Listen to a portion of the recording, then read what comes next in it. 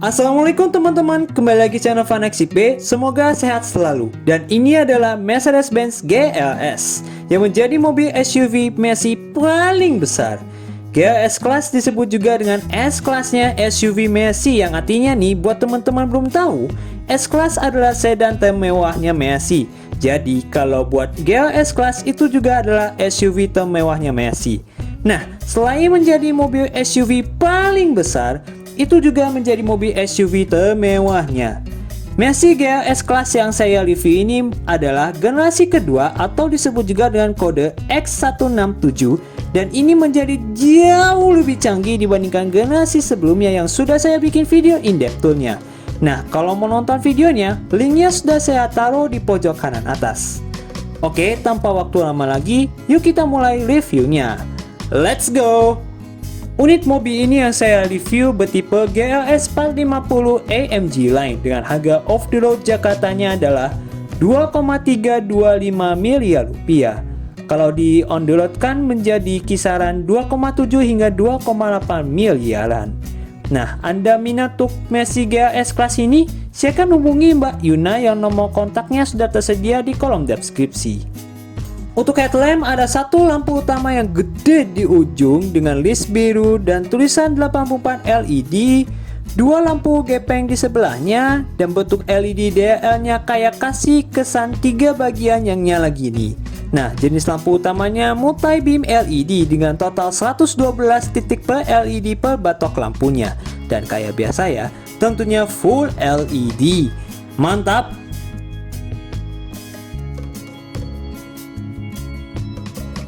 Di bawahnya ada bolongan di kiri kanan ujung bumper depan untuk ngesalurin angin ke samping ban supaya mengurangi turbulensi dan menambah aerodinamika.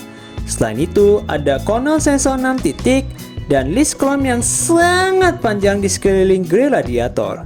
Untuk grill depannya terlihat sangat raksasa dan logo Messi-nya kalau dilihat secara dekat ya. Oh iya, di bawah logo Messi yang sangat raksasa itu ada kamera depan untuk kamera 360 derajat. Oke, yuk kita lihat mesinnya. Untuk mesin dia pakai berkode M256 3000cc 6 silinder turbo dengan output tenaga sebesar 362 dk di 5500 hingga 6100 rpm dan torsi 500 Nm di 1600 hingga 4500 rpm, yang artinya 29 dk dan 20 Nm lebih tinggi dibandingkan generasi sebelumnya. Nah, mesin ini dikawinkan juga dengan mild hybrid EQ boost berupa motor listrik bertenaga 21,5 dk dan torsi 250 Nm.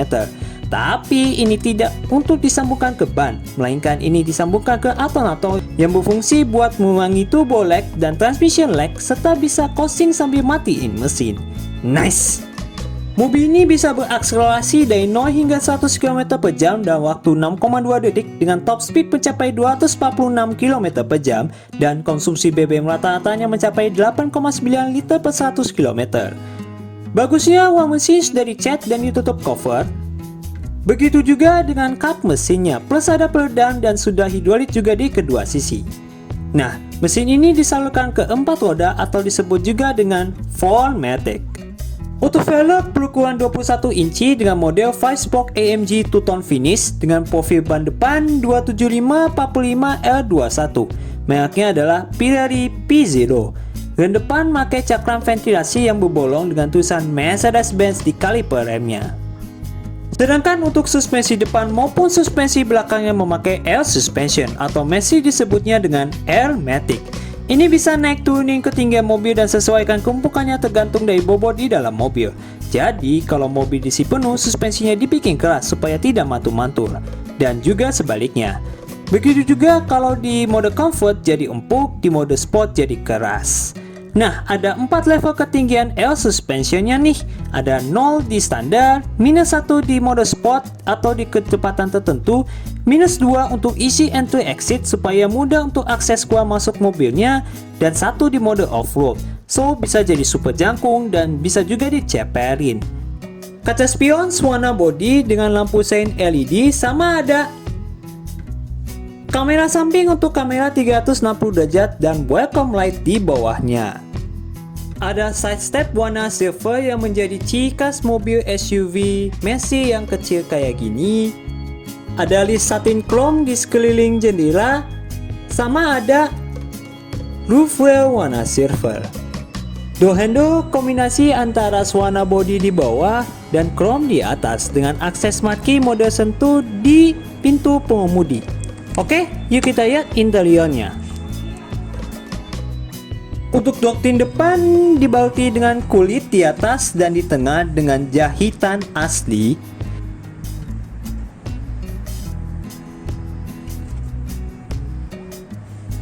Tapi sayang banget, bagian bawah door trimnya dibaluti plastik yang kerasa murahan.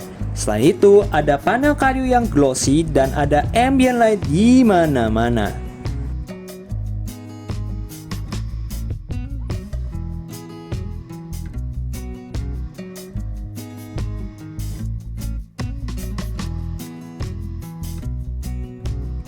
Di atasnya ada tweeter, ada speaker yang sudah premium Burmester yang memakai bahan metal,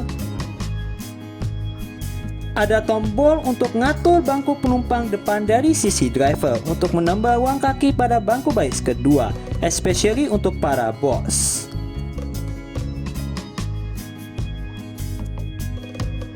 Ngomong-ngomong soal bangku, pengaturan bangku pengemudinya berada di pintu seperti pada mobil Mercy pada umumnya. 12 arah termasuk di headrest naik turun dan leg extender, plus ada 3 memory seats. Nah, kalau Anda malas untuk ngatur posisi nyetinya secara manual, jangan khawatir, mobil ini memiliki fitur auto seat adjustment. Jadi kita tinggal masukin tinggi badan kita berapa. Contohnya, saya tingginya 167 cm, tinggal pilih 167 cm, terus pilih start positioning, dan otomatis posisi jok dan setirnya diatur secara optimal buat kita. Selain itu, ada door handle aluminium dan pengunci pintu di sebelahnya. Di tengah sini, ada pengaturan kaca spion dengan electric retract dan auto folding, pengaturan jendela yang sudah all auto dengan bahan metal, dan pengunci jendela. Dan di bawahnya ada tombol untuk membuka pintu bagasi elektrik dengan bahan metal juga, tempat botol, door pocket, sama lampu di pintu. Ada seatbelt bertuliskan Mercedes-Benz yang menyala di pintu depan. Transmisi otomatis dual pedal dengan footrest dan bahkan sportinya nih, pedalnya memakai bahan aluminium. Ada tuas warna merah yang posisinya ngumpet untuk membuka kap mesin. Ada pengaturan dimmer, ada pengaturan lampu eksterior yang sudah auto, sama ada lampu parkir kiri kanan, ada electronic parking brake dengan fitur auto brake hold. Untuk bahan dashboard, soft touch kulit dengan jahitan asli, plus panel kayu yang glossy dan ambient light. Tapi sayangnya, Mercy GLS kelas baru ini tidak memiliki heads-up display seperti yang ada di BMW X7. Oke, yuk kita masuk ke dalam. Nah, setelah masuk ke dalam mobilnya, Anda akan disambut dengan desain dashboard yang terlihat jauh lebih mewah dan futuristik dibandingkan generasi sebelumnya, yaitu ada dua buah layar 12,3 inci yang menyambung seperti para mobil Mercy yang kekinian. Dan di sebelah kiri untuk layar head unit MBUX dan yang di sebelah kanan untuk layar instrument cluster. Nah, ngomong-ngomong soal instrument cluster, ini sangat customizable banget yang memiliki 4 tema yang berbeda, yaitu klasik, sport yang berwarna kuning, progresif yang terlihat futuristik, dan understated yang terlihat simple. Selain itu, di bundaran speedometer dan tachometer bisa diganti-ganti isinya seperti apa. Dan di tengahnya ada menu assistance, telepon, navigasi, informasi trip yang memiliki berbagai informasi trip yang banyak banget, menu radio, menu audio, dan settings mobil. Setirnya 3 palang dibaluti kulit napa dengan sport grip di 10 dan 2, motif perforated di sebelahnya, bagian bawahnya yang rata, dan aksen metal. Oh iya, untuk cover airbagnya sudah dibaluti kulit juga. Mantap! Di kemudi setir di sebelah kanan ada pengaturan cruise control tapi sayangnya nggak adaptif, sama ada trackpad untuk mengatur layar instrument cluster. Sedangkan di sebelah kiri ada audio steering switch dengan Bluetooth teleponi dan ada trackpad untuk mengatur layar head unit. Di belakang kemudi setir ada pengaturan lampu sein dan wiper di kiri atas. Gear shifter elektronik di sebelah kanan untuk transmisi otomatis 9 percepatan atau masih disebutnya dengan 9G Tronic. Dan ada pengaturan setir yang sudah tilt dan teleskopik secara elektrik di kiri bawah. Oh iya, di belakang kemudi setir juga ada pedal shiftnya. Nice! Head unit sudah terintegrasi atau masih disebutnya dengan MBUX yang sudah dijelaskan tadi dengan layar sentuh berukuran 12,3 inci, navigasi, Apple CarPlay, Android Auto, dan memiliki input USB, iPod, dan Bluetooth, plus memakai speaker premium dari Burmester. Ada 4 cara untuk mengontrol head unit MBUX. Cara yang pertama menggunakan touchscreen, cara yang kedua menggunakan trackpad di konsol tengah, cara yang ketiga menggunakan trackpad di sebelah kiri kemudi setir, dan cara yang keempat menggunakan perintah suara yang bisa disuruh-suruh dengan menggunakan kata "Hey Mercedes" yang contohnya kayak gini. Hey Mercedes, How may I help you? ambient light red. Okay, I am changing the color. Mantap. Di sebelah kiri kemudi setir ada tombol nyala matiin auto start stop dan push button ignition di sebelahnya. Di tengah dashboard ada ventilasi AC 4 buah yang sayangnya memakai bentuk kotak kayak gini, bukan memakai bentuk turbin seperti yang ada di A-Class. Ngomong-ngomong soal AC, ini sudah 5 zone ya, jadi di sisi kanan kiri baris depan, sisi kanan kiri baris kedua, dan di baris ketiga bisa set suhu udara masing-masing. Luar biasa! Yang di depan bisa dikontrol pakai tombol fisik kayak gini, dan kalau didinginkan suhunya, ambient light-nya berubah jadi warna biru, dan kalau dipanasin berubah menjadi warna merah. Nah, Anda bisa juga mengontrol AC-nya di head unit, termasuk di baris kedua, tapi cuma di baris ketiga bisa kontrolin di head unit saja. Yang baris kedua bisa juga dikontrol langsung di baris keduanya nih, dan bahkan ambient light-nya berubah-ubah juga pas kita lagi diubah suhunya kayak di depan. Ada tombol hazard yang kedap-kedip sesuai irama. Di bawah panel kayu yang glossy, ada 2 buah cup holder yang sayangnya tidak ada fitur pemanas dan pendingin seperti yang ada di generasi sebelumnya. Ada tempat penyimpanan dengan bahan karet jadi ngegrip, dan ada power outlet meskipun tidak ada wireless charging. Ada volume slider yang kalau ditekan dia akan nge-mute. Ada tombol shortcut untuk navigasi. Nah, ini penampilan navigasinya. Sangat responsif sekali ya untuk performanya. Selain itu ada tombol shortcut ke radio, media, dan telepon. Nah tadi nih ada trackpad untuk mengontrol head unit MBUX-nya. Ada dynamic select yang bisa diubah-ubah dalam 5 mode yang berbeda, yaitu ada mode off-road, individual, eco, comfort, dan sport. Selain itu ada tombol untuk mengaktifkan kamera 360 derajat atau park assist, tombol shortcut ke pengaturan mobil, dan favorit.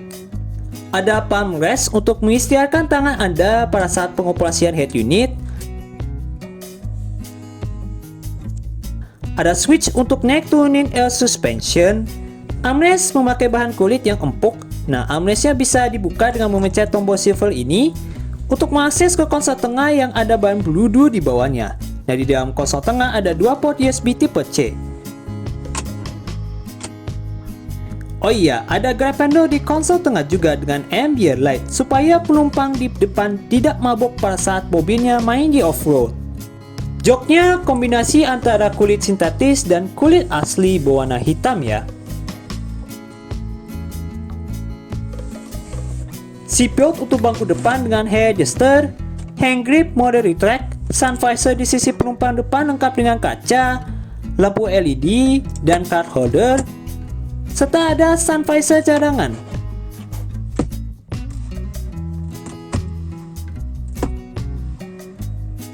Ada lampu baca yang posisinya di bawah rearview mirror.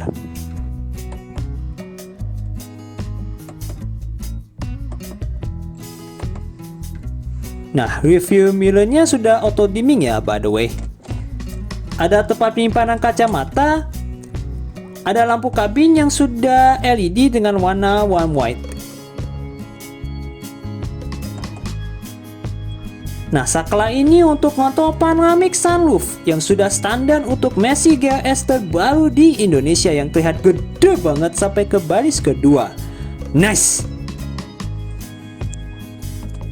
Sun visor di sisi pengemudi lengkap juga dengan kaca, lampu LED, katode, dan sun visor cadangan.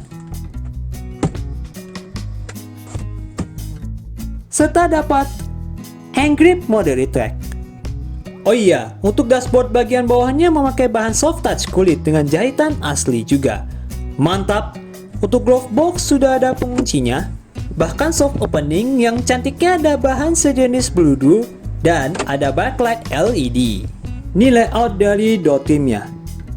Oke, yuk kita berlari ke bangku baris kedua. Tapi sebelumnya, kita akan bahas apa saja fitur keamanannya. Soal fitur keamanan, Mercy GLS kelas terbaru versi Indonesia terbilang sangat lengkap, yaitu ada 9 buah airbag, 2 di depan, satunya di lutut driver, 2 di sisi bangku depan, 2 lagi di bangku baris kedua, dan 2 lagi di pilar yang sangat memanjang. Ada rem ABS, EBD, brake assist, stability control yang diumpetin di head unit, begitu juga dengan hill descent control, ada hill start assist, blind spot assist, indikator kecil di kaca spion yang bakal nyala kalau ada terdeteksi mobil dan motor di sudut titik buta dan bakal berkedip dan bunyi peringatan kalau tetap nyalain lampu sein di situ. Ada active brake assist yang bisa deteksi kalau ada kemungkinan mobilnya yang mau menabrak di mobil depan, dan kalau kita tidak injak pedal remnya, maka dia akan ngerem secara otomatis. Ada active lane keep assist yang bakal ngasih peringatan plus muter setirnya kalau mendeteksi kita mau keluar jalur tanpa menggunakan lampu sein. Ada Adaptive High Beam Assist Plus yang bisa di-switch dari lampu jauh ke lampu dekat supaya mobil yang berjalan arah berlawanan tidak kesilauan. Ada Tire Pressure Monitoring System, Alarm System, Immobilizer, dan ada ISOFIX untuk baris kedua dan baris ketiga, meskipun tidak ada Adaptive Cruise Control seperti yang ada di S450L Facelift yang versi improvement.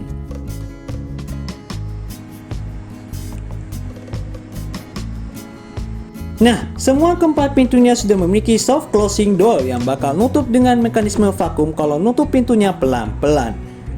Ada akses smart key di pintu belakang juga dengan mode sentuh.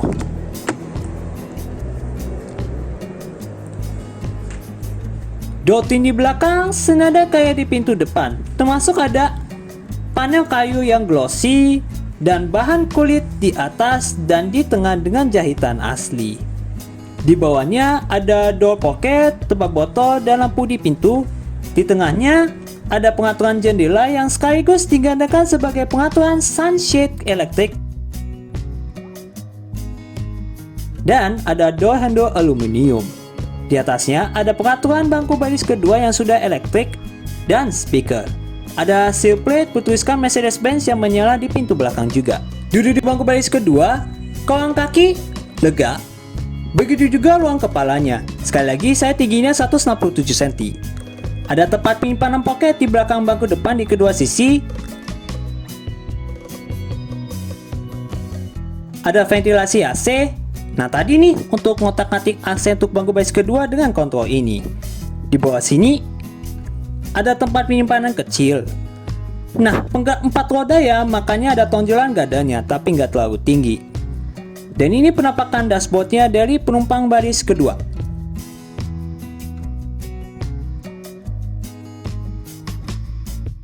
Hand grip untuk bangku baris kedua mode retract dengan lampu baca LED, kait, dan ventilasi AC. Nah, di pilar B juga ada kait dan ventilasi AC. Nah, tadi nih ada pengaturan elektrik 4 arah untuk bangku baris kedua di pintu, termasuk bisa naik turunin headrests, reclining, dan sliding.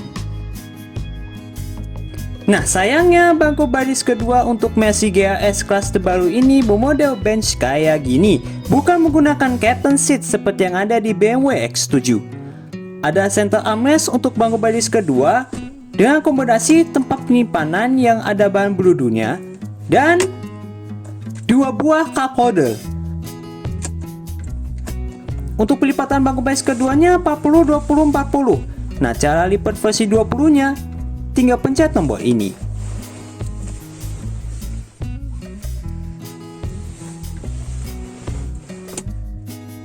CPU untuk bangku baris kedua sudah ketutup cover ya. Nah, sayangnya untuk bangku baris kedua pada Mercy GLS kelas terbaru ini tidak memiliki rear seat entertainment system seperti yang ada di BMW X7. Seandainya kalau ada rear seat entertainment system, itu pasti bakal lebih mewah lagi. Oke, yuk kita beralih ke bangku baris ketiga.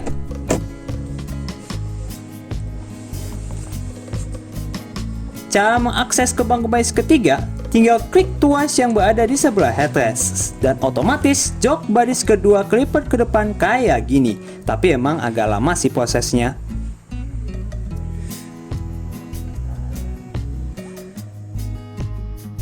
Duduk di bangku baris ketiga, ini bangku baris kedua lagi diposisikan agak maju dan ditegakin.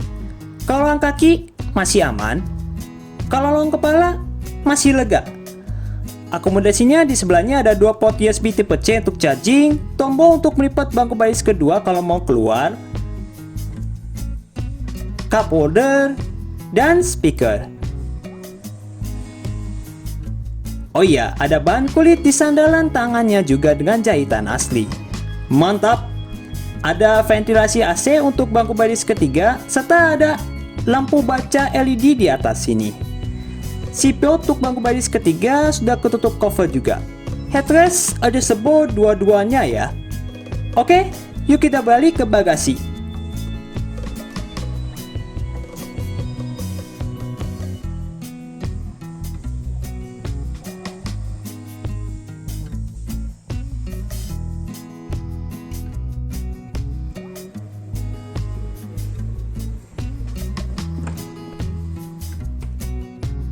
Untuk rem belakang cakram ya, tapi nggak bolong seperti di rem depan.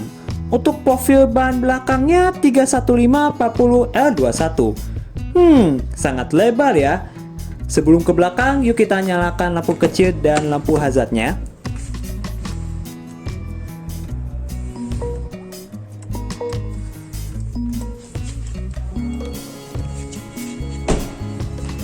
Ini desain dari lampu belakangnya yang sudah memakai full LED, dan bahkan nih lampu remnya berbentuk kotak kayak gini. Nice! Ada emblem 4matic di sebelah kanan, ada sensor parkir belakang 6 titik, ada kombinasi hitam doff dan chrome yang luar biasa besar di bumper bawahnya, plus ada dua buah muffler cutter chrome. Tapi ini cuma frame saja ya, karena knalpot aslinya di bawah sini seperti mobil Mercy kebanyakan. Ada plat nomor LED, kamera mundur yang posisinya tersembunyi kalau lagi nggak dipakai, ada wiper belakang, defogger belakang, high mount stop lamp LED, dan antenanya model printed glass. Kalau mau membuka pintu bagasi elektrik, tinggal pencet tombol elektrik yang berada di bawah logo Mercy.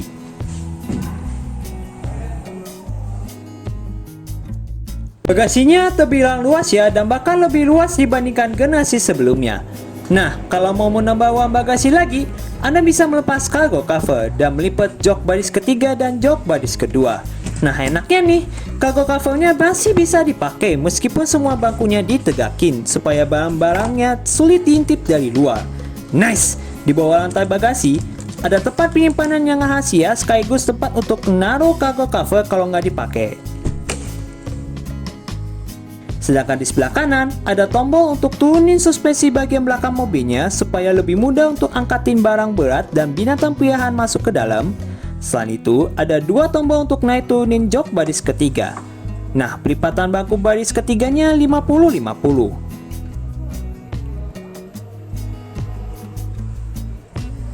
Ada power outlet dan ada gantungan belanja. Sedangkan di sebelah kiri ada lampu bagasi LED, ada tombol-tombol untuk naik turunin bangku baris kedua, dan naik turunin semua jok baris kedua dan ketiga, dan ada gantungan belanjanya juga. Kalau mau menutup pintu bagasi, tinggal pencet tombol di atas sini.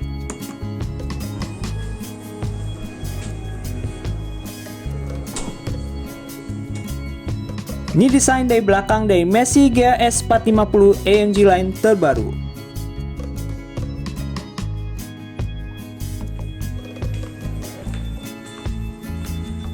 Ada akses smart key di sisi pintu penumpang depan juga dengan mode sentuh. Ini layout dashboardnya dari sisi penumpang depan.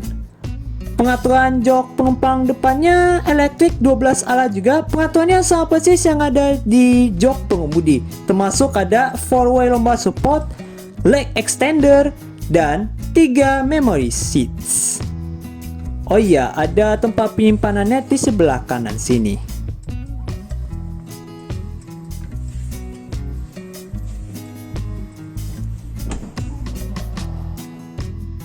Oke teman-teman, demikian video review dari Mercedes-Benz GLS 450 AMG Line yang baru alias kode X167. Mohon maaf kalau misalnya ada kekurangan. Jangan lupa Anda klik like kalau Anda suka dengan video ini, komentar di bawah, serta subscribe channel Fanatic BNI plus nyalakan notifikasinya apabila Anda belum, dan follow Instagram saya dia Ivan_XB16.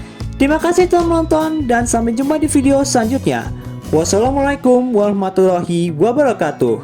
Stay safe teman-teman.